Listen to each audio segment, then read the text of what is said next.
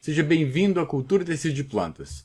O meu nome é Sérgio e nessa videoaula de hoje nós vamos dar continuidade ao que nós vimos estudando, que são os problemas fisiológicos relacionados com a cultura e tecido de plantas. Já estudamos um desses problemas fisiológicos, que é a parte de oxidação do meio de cultura. E agora nós vamos estudar um outro problema fisiológico, que é a questão da... É exatamente isso que nós vamos ver lá dentro, aqui agora. Sim, é verdade. Embora a cultura e tecido de plantas seja um conjunto de técnicas para te ajudar a resolver um determinado problema, ela também pode ter problemas intrínsecos da sua própria técnica. Ou seja, ela mesma pode apresentar problemas fisiológicos. Nós já vimos que existem basicamente 3 problemas fisiológicos: a oxidação do meio de cultura, a hiperidricidade e a variação somaclonal. Nessa videoaula de hoje, nós vamos focar na questão da variação somaclonal. Esse vai ser o nosso universo de estudo. Mas o que é variação somaclonal? Vamos passar primeiro para a questão da observação. Como é que se observa uma variação somaclonal? O próprio nome já nos diz que existe algum tipo de coisa que está diferente. Então, o que se observa na cultura de tecidos é que algumas plantas regeneradas a partir da técnica de cultura de tecido de plantas, elas podem apresentar fenótipos diferentes da planta matriz. Então, se nós estamos fazendo uma propagação de uma planta em condições in vitro, também conhecido como micropropagação, nós podemos observar fenótipos que são variantes em relação à sua planta matriz. Teoricamente, deveriam ser clones, mas algumas plantas apresentam essa que nós vamos chamar de anormalidades. Em outras palavras, elas vão apresentar um fenótipo diferente do que era esperado. E essa nomenclatura, variação somaclonal, foi utilizada pela primeira vez em 1981 por um grupo de pesquisadores, o Lorkin e Scowcroft. Eles estavam trabalhando com cultura de tecido de plantas e eles começaram a observar fenótipos diferentes do que era esperado. E a partir desse estudo é que se começou a dar maior importância à variação somaclonal, porque antes não se achava que existisse qualquer coisa que não fosse a simples clonagem, uma vez que nós estávamos partindo de células somáticas e que não teve o processo da meiose. Então, se eu tenho um processo de reprodução sexuada que utiliza gametas que passaram pelo processo da meiose, sim, eu posso esperar que tenha uma recombinação gênica, eu posso esperar que tenha tido um crossing over, eu posso esperar várias coisas que vão levar a essa variabilidade genética. No entanto, quando eu parto de células somáticas, era de se esperar que todas as células fossem idênticas à célula matriz, mas eles observaram algo diferente. Então, o que é variação somaclonal? O conceito de variação somaclonal é uma alteração que acontece no fenótipo das plantas que crescem em condições in vitro e que é oriundo de uma mutação. Então, houve um processo de mutação que, de alguma forma, levou à formação desse fenótipo diferente. E essa mutação aconteceu em células somáticas. Daí o nome de variação somaclonal. E ela ocorre em maior intensidade, ela ocorre com maior frequência quando as plantas regeneradas em condições in vitro, elas passaram pela fase da calogênese. Então, quando as plântulas elas passam pela fase de calogênese, existe uma maior probabilidade de a gente encontrar variação somaclonal nas plantas regeneradas a partir daqueles calos. Seja via embriogênese somática, seja via organogênese, nós temos uma maior possibilidade de encontrar variantes somaclonais. A grande pergunta é, por que a variação somaclonal ela é mais frequente em plantas regeneradas a partir de calos? Ela é menor quando a gente tem um fenômeno direto, mas ela é maior quando o processo é indireto, ou seja, quando aquele processo passa pela calogênese. Essa é a grande pergunta. E a resposta para essa pergunta é porque durante a calogênese há uma elevadíssima taxa de divisão celular. E essa elevada taxa de divisão celular aumenta a probabilidade de erros durante o processo mitótico. Mas as células vegetais têm mecanismos para evitar problemas no momento da replicação do gene, da duplicação do gene. Sim, ela tem mecanismos para isso, tem enzimas específicas para isso. No entanto, a quantidade de divisão mitótica que acontece é tão elevada e o processo, na verdade, ele não é 100%. Não é um sistema blindado em que 100% vai acontecer de se houver algum tipo de erro que ele possa ser corrigido. Não necessariamente. Então, a variação somaclonal ela acontece mais quando existe o processo da calogênese, justamente porque a taxa de mitose é muito elevada e isso aumenta a probabilidade de acontecer um erro. E esse erro é que vai levar a essa mutação, vai gerar essa mutação, e essa mutação pode ter um efeito no fenótipo da planta. Só fazendo uma pequena recapitulação, o código genético está organizado nos eucariotos dentro dos cromossomos. Não importa quantos cromossomos a nossa planta tenha, ela está todo organizado dentro do cromossomo. E esses cromossomos estão localizados dentro do núcleo da célula. E dentro do núcleo da célula estão de uma forma extremamente compactada. Normalmente eles estão envoltos em proteínas, estonas, organizados. E se a gente for desenovelando toda a cromatina, nós vamos chegar ao modelo da dupla hélice proposto por Watson e Crick em 1953. Todo o código genético está organizado dentro do DNA. Quando a gente está falando de código genético, nós estamos falando de genótipo.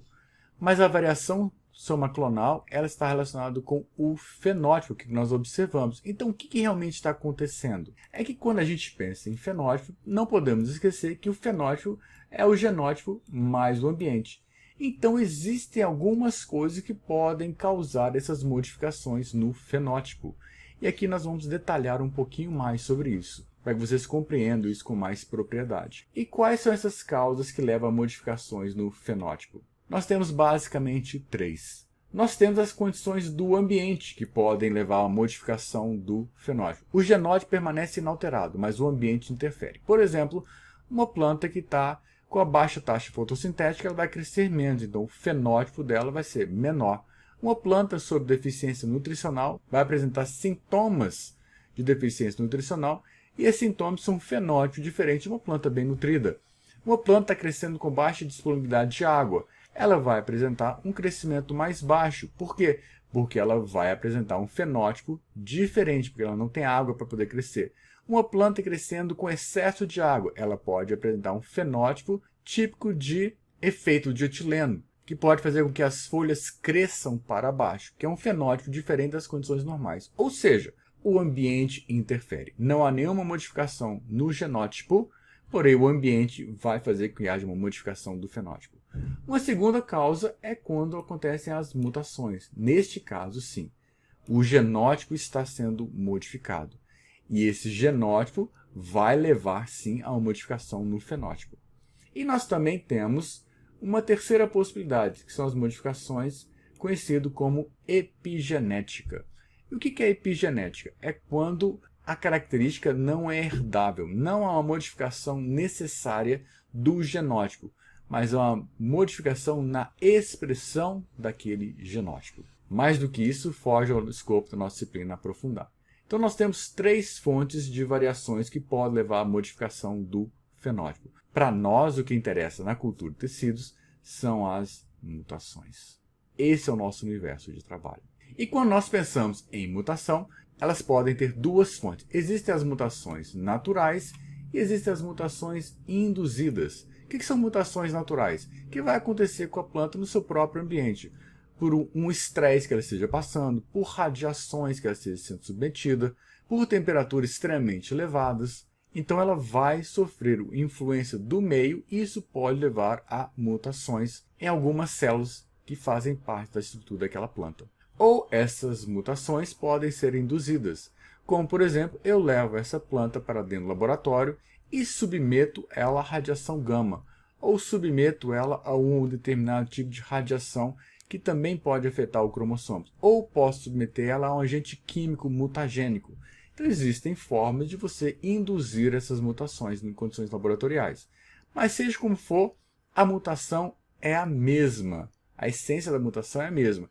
A questão é de que forma que ela está acontecendo, de uma forma natural ou de uma forma induzida. E quando a gente pensa em mutações, nós estamos pensando no menor nível possível, no mais profundo possível. Nós estamos pensando nos nucleotídeos, A, T, C, G. E aqui não é uma aula de biologia molecular. Nós estamos falando das purinas e das pirimidinas. Nós estamos falando do código genético em si, das letras do alfabeto do código da vida. A, T, C, G. Escreve tudo que existe na natureza em termos de vida. E as mutações, elas podem apresentar características específicas. E existem basicamente 3 tipos de características de mutações que podem acontecer. A primeira são as mutações conhecidas como mutações silenciosas, ou seja, ela não é detectável. E, na verdade, essa é a grande maioria das mutações. Elas acontecem e a gente nem se dá conta que ela está acontecendo. Vamos entender isso com um pouco mais de profundidade. Quando a gente pensa na composição estrutural de um gene, ele está mostrado aqui nessa figura do lado direito em cima. Nós temos uma região que é o promotor, nós temos os exons, nós temos os introns e nós temos a região do terminador. O promotor é onde vai sentar todos os fatores de transcrição, as RNA polimerases, aqui ela vai sentar nessa região promotora, vai ser ativada e ela vai fazer a transcrição do gene. E quando ela transcreve o gene, vai transcrever tanto os exons quanto os introns. Só relembrando vocês, os exons é que eles trazem alguma informação que é, entre aspas, útil. Os introns não têm informação nenhuma que possa ser codificada. Então nós vamos ter o RNA mensageiro bruto, que ele vai sofrer um processo de splicing e vai formar o RNA mensageiro limpo, como nós o conhecemos. E agora esse RNA mensageiro vai sofrer o processo de tradução, que vai formar a proteína, que nada mais é do que uma cadeia de aminoácidos com a estrutura primária, secundária, terciária e pode ter estrutura quaternária, e depois vai sofrer modificações pós-traducionais para nós termos a nossa proteína efetiva, funcional, desempenhando a sua função dentro das células. Mas a composição do gene é essa. O que eu quero chamar a atenção é que, na verdade, o que codifica para alguma coisa são os exons. Então, se os exons sofrerem algum tipo de mutação, ele pode afetar diretamente a proteína final que vai ser formada. Mas os exons representam a menor parte. Na verdade, a maior parte do cromossomo é composta por introns. E os introns não codificam para absolutamente nada. Em questão quantitativa, existe maior quantidade de introns, então em termos de probabilidade, existe uma maior probabilidade que uma mutação aconteça nos introns do que aconteça nos exons. Por isso, a maior parte das mutações são silenciosas, não detectáveis, porque elas estão acontecendo na região dos introns. Uma segunda característica das mutações é que elas podem ser deletérias, e quando elas são deletérias, o organismo não consegue sobreviver. Aqui nós temos uma representação desse processo. Quais seriam uma das consequências das mutações? Imagine do lado esquerdo eu tenho um gene normal, ele vai formar uma proteína normal e funcional. Porém, se acontecer uma mutação numa região do exon, que codifica para alguma coisa, que vai formar uma proteína anormal, ou não levar à formação de proteína alguma, então a função daquela proteína deixa de existir. E se ela está sendo codificada, ela participa de algum processo. Se esse processo for vital, a planta pode não sobreviver. Por isso, quando são deletérias, de uma forma geral, o organismo formado vai ser prejudicado. E muitas das vezes ele sequer sobrevive. E uma terceira característica das mutações, digamos outro tipo de mutação, são as mutações chamadas positivas, que quando elas acontecem, elas conferem uma vantagem adaptativa àquele organismo que a possui. É exatamente isso que está baseado a seleção natural. A evolução das espécies aconteceu por mutações e o ambiente selecionou os organismos mais adaptados àquele novo ambiente e esses organismos tinham mutações que lhes conferiam algum tipo de vantagem adaptativa, portanto, eles prevaleceram e conseguiram perpetuar naquele ambiente. Existem esses 3 tipos de mutações, que são as mutações silenciosas, deletérias e positivas. O que nós precisamos compreender além disso na variação soma clonal? Nós precisamos compreender que existem várias causas para ela. Nós já falamos que elas podem ser induzidas de forma natural ou podem ser induzidas de forma artificial. Mas exatamente que tipo de mutação está acontecendo? E aqui nós entramos num universo, que eu vou passar bem superficialmente, porque aqui é uma aula de cultura e tecidos, não é uma aula de genética. Nós temos as questões de ploidia, aneuploidia, nós temos rearranjos cromossômicos, nós temos as permutas somáticas, nós temos a questão da presença dos transposons e retrotransposons, nós temos as mutações pontuais. Meu Deus do céu, o que é isso? Isso aí pode ser representado visualmente nessa figura mostrada aqui agora. Nós temos diversos tipos de mutações. Nós temos mutações que vão acontecer a nível de DNA. Nós temos mutações que vão acontecer a nível das proteínas. Nós temos mutações que vão acontecer em termos de cromossomos, que podem ser de variados tipos. Então, por exemplo, a nível de DNA, eu posso ter substituições, eu posso ter deleções, inserções, inversões. A adenina sempre vai ligar com a timina, porém, pode acontecer um erro dela se ligar com a citosina. Não deveria, mas pode acontecer. Pode ser que deveria entrar uma adenina, mas ela não entra. Então tem uma deleção. E por aí afora vai. Eu posso ter diversos tipos de mutações. Se vocês têm mais interesse, sugiro que vocês parem esse vídeo ou olhem o slide e vocês vão compreender cada um deles de forma mais tranquila, porque está mostrado aqui embaixo uma representação esquemática de algumas coisas que podem acontecer. Mas para maiores interesses, para maiores informações sobre isso, sugiro que vocês busquem um curso de genética, um livro sobre genética, informações sobre genética, que vai tratar especificamente sobre as mutações. Mas o fato é que as mutações são os responsáveis pela variação somaclonal, independentemente de qual tipo de mutação que tenha acontecido. E um ponto importante de falar sobre a variação somaclonal é que essas características variantes elas são herdáveis, ou seja, são transferidas à descendência. Os organismos originários, a partir dessa planta matriz, que apresenta essa variação somaclonal, ela vai transferir essa característica para a sua progênie. Por quê? Porque está no código genético. E aqui é importante ressaltar um ponto, que a variação somaclonal é diferente de uma característica epigenética, porque características epigenéticas não são herdáveis. A variação somaclonal é, mas a característica epigenética não é herdável. Existem diversos fatores que podem afetar a quantidade de variação somaclonal que uma planta pode apresentar em condições in vitro.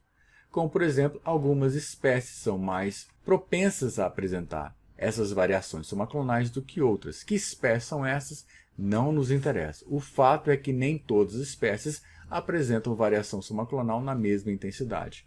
A metodologia é empregada. Qual que é a técnica de cultura de tecido que foi empregada?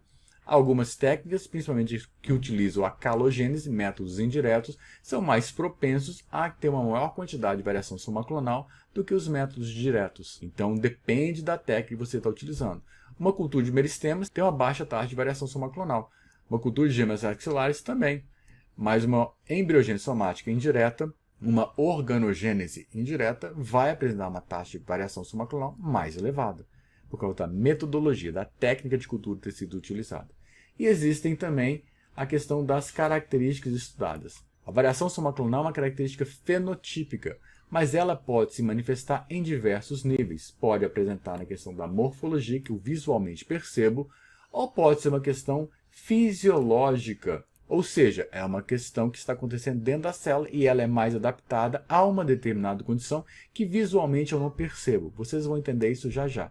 Então tem vários níveis de análise dessa variação somaclonal, que afeta o genótipo, que vai afetar o fenótipo, e nessa interface, nesse espaço entre o genótipo e o fenótipo, nós podemos ter essas variações a nível de morfologia, a nível de fisiologia, a nível de bioquímica, a nível de expressão de genes e por aí afora vai.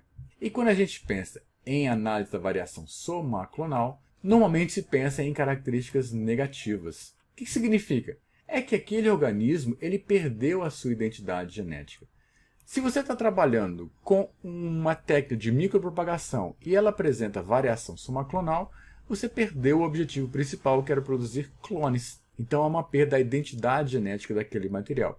Isso é uma coisa negativa, uma coisa que eu não queria. Eu quero clones, eu quero descendentes que sejam idênticos à planta matriz. No entanto, alguns podem não ser. Então, isso é uma característica negativa. Aqui está um exemplo, não importa qual planta que é, não importa qual experimento que foi montado, não importa nada disso.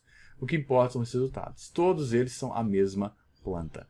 Todos eles foram oriundos de uma mesma planta que foi induzida à calogênese e esses calos agora foram regenerados para formar uma nova planta. E vejam a quantidade de variantes fenotípicos que foi apresentado. Cada uma dessas plantas aqui, A, B, C, D até H, são diferentes entre si, mas foram oriundas do mesmo pool de calos. Isso é variação somaclonal. Não foi o meio que modificou, foi o genótipo que modificou que levou a esses variantes, a esses mutantes. Então uma variação somaclonal nada mais é do que um mutante, só que ele é oriundo a partir de células somáticas, não de células reprodutivas. Mas por outro lado, ela pode apresentar características positivas. Como assim? Se variação somaclonal é uma coisa ruim, porque está me dando plântulas que não são geneticamente idênticas à planta-mãe, isso é uma característica negativa, é uma coisa ruim, é indesejável. Como que pode ter uma característica positiva? É porque ela pode gerar variabilidade genética. E quando eu falo em variabilidade genética, eu vou mostrar uma fotografia para ilustrar isso. Nós temos alguns tipos de flores que são mais propensas, lembra, algumas espécies são mais propensas a apresentar variação somaclonal quando cultivadas in vitro.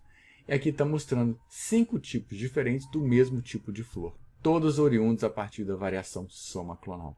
Isso aqui não foi cruzamento de espécies, não foi cruzamento de variantes daquela espécie, não foi cruzamento de espécies sexualmente compatíveis, não. Não, foram oriundos a partir de cultura de tecidos e se obteve essa variabilidade genética que tem um valor comercial agregado muito forte. Porque agora eu posso propagar cada uma delas e eu vou ter um pool maior de variabilidade em termos de flor para oferecer ao mercado. Isso é uma característica positiva. Mas além disso, dessa variabilidade genética que pode ser utilizada em programas de melhoramento, eu posso também trabalhá-las com a seleção in vitro. O que é isso de seleção in vitro? Eu vou mostrar isso através de um esquema. O uso da variação somaclonal para a seleção in vitro. Imagine aqui que eu tenho um determinado explant que eu coloquei aqui dentro e eu induzi a formação de calos desse explant. E agora esses calos, eu fiquei multiplicando esses calos diversas vezes, fazendo subculturas desse calos. Então ele vai aumentando. E eu sei que existe a probabilidade de haver variação somaclonal. Então o que eu faço? Eu posso buscar essa variação somaclonal. De que forma?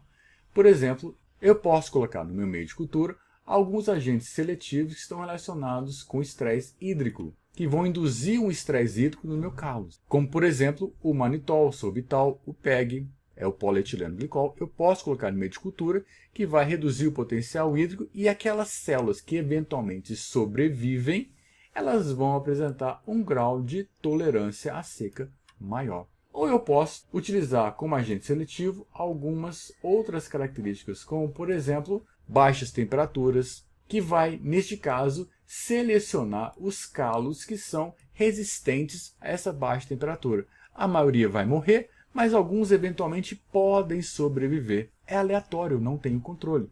E assim os calos que sobreviverem, eles estão propensos, eles apresentam características que são favoráveis a eles sobreviverem num ambiente com baixa temperatura.